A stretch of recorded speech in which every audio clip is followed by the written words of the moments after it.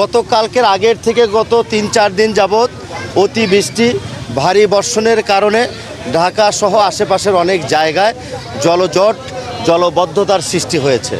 আমরা গতকালকের থেকে যেখানে যেখানে বেশি জলবদ্ধতার সৃষ্টি হয়েছে সেখানে আমরা সরজমিনে নিজেরা সেখানে পরিদর্শন করেছি।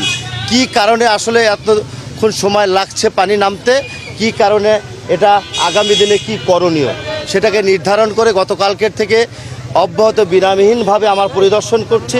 আজকেও বিভিন্ন জায়গায় আমরা যাব। গতকালকে যেখানে যেখানে আমাদের হটস্পটগুলো ছিল সেখানে অলরেডি পানি নেমে গেছে। সেই পানি নামার পিছনে আমার সিটি কর্পোরেশনের পরিচ্ছন্ন কর্মী যারা আছেন তারা বৃষ্টির মধ্যে ভিজে তারা সকাল বিকাল রাত্রে পর্যন্ত অব্যাহতভাবে কাজ করেছে এবং অন্ততপক্ষে তাদের কাছে সহানুভূতি দেখানোর জন্য আমি এবং আমার অফিসারদের সাথে করে নিয়ে গিয়েছিলাম। আজকেও বিভিন্ন জায়গায় যেখানে পানি জমাট আছে অল্প অল্প সেখানে আমার কর্মীরা সিটি কর্পোরেশনের পক্ষ থেকে সেখানে কাজ অব্যাহত রেখেছে। আজকে যেখানে দাঁড়িয়ে কথা বলছি সেই যে লেকগুলো হলো আমাদের রাজধানী উন্নয়ন কর্তৃপক্ষের রাজুকের, ওনারা এটা তত্ত্বাবধান করে ওনাকে দেখাশোনা করেন।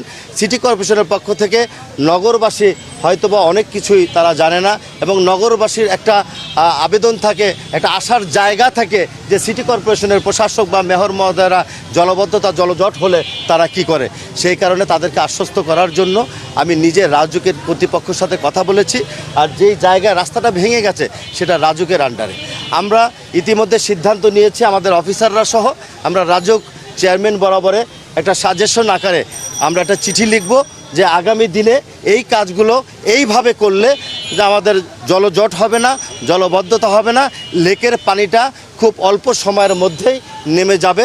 লেকের পানি উপচিয়ে যাতে গুলশান সোসাইটি কিংবা অন্য সোসাইটির কোনো রাস্তায়, বাড্ডা সোসাইটির রাস্তায় সেই পানিগুলো যাতে না যায়, এরকম একটা পরিকল্পনা আমরা করেছি আমাদের ইঞ্জিনিয়ার ডিপার্টমেন্ট। সেই আকারে তাদেরকে আমরা আগামীকালকে সকালের মধ্যেই আমরা একটা চিঠি দিয়ে তাদেরকে তাদের প্রতি একটা আবেদন করব।